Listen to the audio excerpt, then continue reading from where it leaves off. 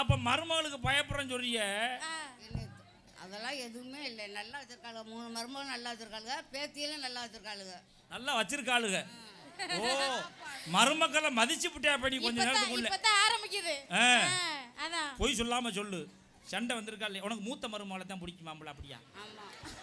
அப்ப மத்த ஆளெல்லாம் பிடிக்காது. என்னைய அப்ப மத்த ஆளுலாம் பிடிக்காதா? உண்மையே சொல்லு. மூத்த மருமகளை தானே பிடிக்கும்? ஆமையா. ஆமா தானே? ஏன் நான் உனக்கு நடு மருமகளை எதுக்கு பிடிக்காது? சண்டை அவங்க 2 பேருக்குள்ள என்ன? குணம் பத்தல. குணம் பத்தல. அத சொல்லு. ஐயோ, யாருக்கும் தெரியாது. நம்ம 2 தான் பேசிக்கிறோம், வேற யாரும் இல்ல. ஆத்தாடி எல்லாரும் இங்க இருந்துற போறாங்க. நம்ம 2 தான் பேசிக்கிறோம், யாருக்கும் தெரியாது.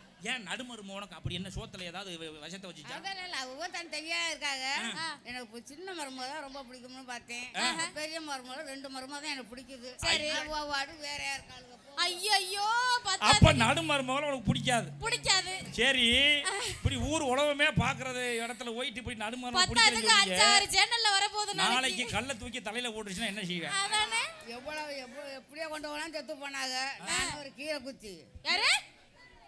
என்னது? சரி, நீ குறை காலத்துக்கு கஞ்சி குடிச்சிருவேன். தலைவரே போயிட்டாரு. எங்க தலைவர் அம்மா போயிடுச்சு. அச்சா ஆத்தாடி, அது நீங்க வேண்டாம். ஆமா, நீ என்ன கலகம் பண்ணி விடுற? ஏய், பாத்தியா?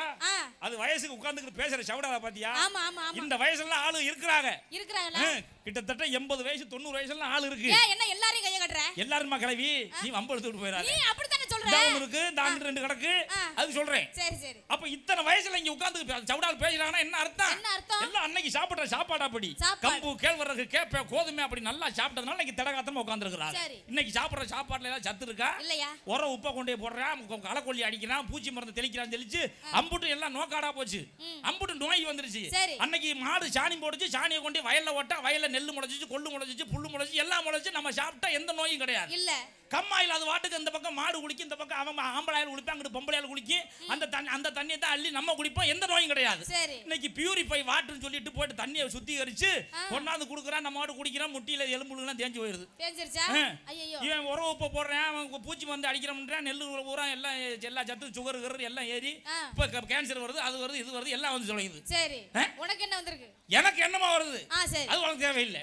அன்னைக்கு என்ன பார்த்து ஆத்தா மார்க்கு 16 முளை சேலையை கட்டி அப்படி தெருவில் நடந்து போனா அம்பாலே நடந்து போனது மாதிரி இருக்கு. இன்னைக்கு நம்ம ஆளுங்க சுடிதார்னு ஒண்ணு போட்டுக்கிட்டு மேல ஷாலும் போடாம ஒண்ணும் போடாம இம்புட்ட அகலத்துக்கு ஒரு செருப்பை ஒண்ணு போட்டுக்கிட்டு டிக்கி அப்படி ஏத்தி விட்டுக்கிட்டு அவங்க நடந்து ஓராக நட இப்படி. ஐயோ, நீங்க அரப்பறலாம் அங்கிட்டு கடந்து வருது. அதையெல்லாம் நீங்க தான பாத்துக்கிட்டு தெரியுறீங்க. கேக்குறேன், என்ன நாகரிகம்? நானும் எதையும் சொல்லக்கூடாதுன்னு பாக்க. யார் நீயா? ஆமா, அன்னைக்கு 16 உள்ளே பத்துச்சு என்ன பார்த்து ஆத்தா. 16 உள்ளே. வீட்டுக்கு வீடு ஒரு கிளவி இருக்கும், தண்டாட்டி ஓட்ட கிளவி, தமிழச்சிங்கிற அடையாளத்தோட வீட்டுக்கு வீடு ஒரு கிளவி இருக்கும். அந்த கிளவி தான் பிரசவம் பார்க்கும். இவங்க எங்க ஆஸ்பத்திரி போக மாட்டாங்க, ஸ்கேன் பண்ண மாட்டாங்க, எக்ஸ்ரே எதுவும் கிடையாது. அந்த கிளவி தான் பிரசவம் பார்த்து புள்ளைய பெத்த தகப்பன் இப்படி எடுத்து நீட்டுச்சே. அது எந்த நீட்டுல படிச்சிச்சு? இல்லையே. இன்னைக்கெல்லாம் நீட்டுல படிச்சா தான் டாக்டர். அப்ப முன்னாடியே படிச்சவங்க எல்லாம் கொத்து வேலைக்கு போயிட்டாங்க. சரி, எதுக்கு சொல்ற? அரசாங்க ஆஸ்பத்திரிக்கு போனா வலிச்சா புள்ள உறக்கும், பிரைவேட் ஆஸ்பத்திரி போனா கிழிச்சாத்தான் புள்ள உறக்கும். எப்படி சொல்றியா? எந்த பிரைவேட் ஆஸ்பத்திரியா சோப்ரேஷன் நடக்குதா? நடக்காதா? எங்க நடக்குது? அவங்களுக்கு என்ன வந்துருச்சுன்னு கேட்டேன். அரசு ஆஸ்பத்திரியில அது வலிச்சுதான் குழந்தை உறக்குது. பிரைவேட் ஆஸ்பத்திரியில அதெல்லாம் அவங்களுக்கு முக்கியம் இல்ல. உள்ள 3 மாசம் முழுகாம தான் நேரா கூட்டிக்கிட்டு அங்கதான் போறான். டாக்டர் கையை பிடிச்சு பாக்குறாரு. கங்க்ராச்சுலேஷன், நீங்க அப்பா ஆயிட்டீங்க, நான் சித்தப்பா ஆயிட்டேன். போட்டுக்க வேண்டியதானே. புள்ள 3 மாசம் வாந்தி எடுத்துருச்சு, 9 மாசம் வரைக்கும் நம்ம கிட்ட தான் நீங்க பாக்கணும் அப்படின்னு சொல்லிட்டு ஊசியை போட ஆரம்பிச்சிடறாரு. ஒரு ஊசியோட விலை 30,000 ரூபாய். 9 மாசத்துக்கு நீங்க இங்கதான் ஊசியை போடணும்னு. 9 மாசம் கழிச்சு மறுபடியும் ஸ்கேன் பண்ணி போய் பார்த்தா சரி, டாக்டர் துடிச்சிராரு. உள்ள தண்ணியை குடிச்சிருச்சு, கொடி சுத்திக்கிருச்சு, உள்ள பல்டி அடிக்குது. அவன் படுத்துற வாழ நம்மால பயந்து, ஐயா எப்படி செலவானாலும் பரவாயில்ல, என்னத்தா எப்படி செலவானாலும் பரவாயில்ல, புள்ளைய காப்பாத்தி கொடுத்துருங்க அப்படின்ட்டு உடனே காசை கட்டிடுவான். ஒரே ஒரு 1.5 ரூபா பிளேட வச்சு ஒரு கிளி கிழிச்சு புள்ளைய குளக்கட்ட மாதிரி தூக்கி கொடுப்பான். இவன் போட்ட ஊசியில புள்ள 4 கிலோவில் பெருத்து போயிருக்கும். மறுபடியும் அந்த புள்ளைக்கு அங்கே தான் மருத்துவம் பார்க்கணும். எதுக்காக சொல்றோம்? அரசாங்க ஆஸ்பத்திரிக்கு போறதை அவமானமா நினைக்காம அரசு மருத்துவமனைகள்ல மகப்பேறு திட்டங்களை நலத்திட்டங்களை நீங்க பெற்றுக்கொள்ளணும். இந்த கைத்தட்டு வாங்குறதுக்கு நான் படுற பாடு. அதே மாதிரி கண்டே கெடுக்கதே நீதான். அதே மாதிரி உங்க குழந்தைகளை அரசு பள்ளிகளில் படிக்க வைங்க. அரசு பள்ளிகள் வந்து தனியார் பள்ளிக்கு நிகராகவும், தனியார் பள்ளியை விட கூடுதல் சிறப்பு கவனம் பெற்று இருக்கு. அதனால அரசு பள்ளிகள்ல உங்க குழந்தைகளை சேருங்க. நான் என் பிள்ளைகளை அரசு பள்ளியில தான் படிக்க வைக்கிறேன், காரைக்குடியில. அதுக்கு முன்னாடி ஆந்தூர்ல நான் படிச்ச பள்ளிக்கூடத்துல படிச்சு இப்ப காரைக்குடிக்கு வந்துட்டு காரைக்குடியில அரசு பள்ளி தான் படிக்குது. உங்க குழந்தைகளை படிக்க வச்சா என்னன்னு கேட்கிறேன். என்ன இந்த என்னமோ சொல்லுவாங்களே பெருமைக்கு எருமை மேய்க்கிற மாதிரி கொண்டு போய் இங்க பிரைவேட் பள்ளிக்கூடத்துல கொண்டு விட்டுறது. அது சொல்லி கொடுக்கறது மட்டும்தான் செய்யலைன்னா அப்படியே பிராய்லர் கோழி மாதிரியே இருக்கு. அரசு பள்ளிக்கூடத்துல படிக்கிறவன் பக்கத்துல கொண்டு கொடுத்து அவன் திங்கிறத அவன் வாங்கி தின்னு சகோதரத்தோட சமத்துவத்தோட அண்ணன் தம்பியா அப்படி பழகுறான். அவன் அப்படி கிடையாது, உருன்னே உட்கார்ந்துருப்பான், சொல்றது மட்டும்தான் செய்வேன். அந்த மாதிரி அதுக்காக சொல்றேன். ஏன்னா அரசு பள்ளிகளை தமிழ் வழி கல்வி மூலமா உங்க குழந்தைகளை படிக்க வைங்க. தாய்மொழியை மறந்தவன் தாயை மறந்தவனுக்கு சமம். அதனால தாய்மொழியாம் தமிழ் மொழியை பேணி பாதுகாக்க வேண்டியது நம்ம கடமை. மொழியை பாதுகாத்தா தான் மட்டும்தான் பண்பாடு கலாச்சாரம் நாகரிகம் எல்லாத்தையும் பாதுகாக்க முடியும். பண்பாட்டை அழிச்சிட்டான்னு வச்சுக்க எல்லாத்தையும் அழிச்சிருவான். அவன் பாட்டு கட்டி ஏறி எல்லாம் வந்துட்டான்.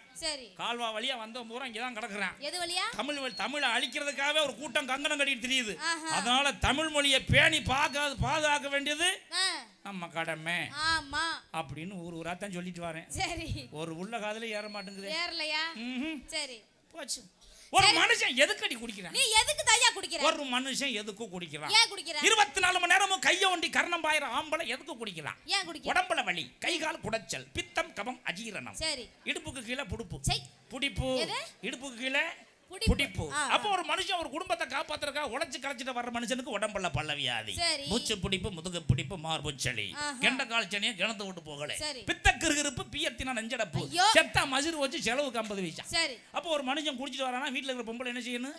ஐயோ நம்ம புருஷன் வந்துட்டாங்களே, அவளுக்கு குஞ்சியை நசுக்கி கோழி குஞ்சியை நசுக்கி ஒரு சூப் வச்சு ஊத்துவோம். போனா போது படுக்க வச்சு பாலக்கல்ல காய்ச்சி கொடுப்போம். அப்படி கொடுக்கணும்.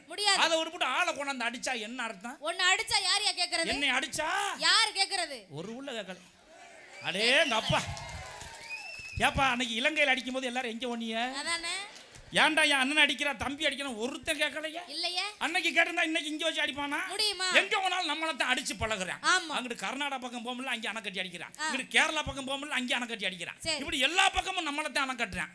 நம்ம தான் ஒரே ஒரு அணை கட்டுறதுக்கு முக்குன்னு முக்குறோம். முடியல. ஒரு அணை கட்டிந்தா தண்ணி நம்ம பக்கம் பாஞ்சிருக்குமே. அட காவிரியை விடுறான்னு தண்டவாளத்தை தலை வச்சு கத்தனா அப்பெல்லாம் ஒரு வேலும் திறந்து விடல. இப்ப அங்கே அணை முட்டிக்கிச்சுன்னு அவனா பார்த்து கொஞ்சம் திறந்து விடுறான். சரி தண்ணியை தான் திறந்து விடுறானே, இந்த ஏரியை தூர் வாரி குளம் குட்டையை வெட்டி ஏதாவது சேர்த்து வைக்கிறதா இல்லையா? அது வாட்டுக்கு மசிறு வச்சு போய் கடல்ல கலந்துருது. ஏற்கனவே 3 போக விளைஞ்சதெல்லாம் ஒரு போக விளையாதுக்கு முக்குது.